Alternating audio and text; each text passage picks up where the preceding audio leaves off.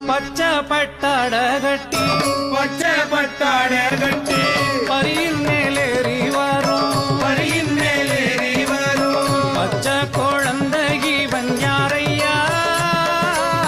பார்த்தவர்கள் மயங்குறத பாறையா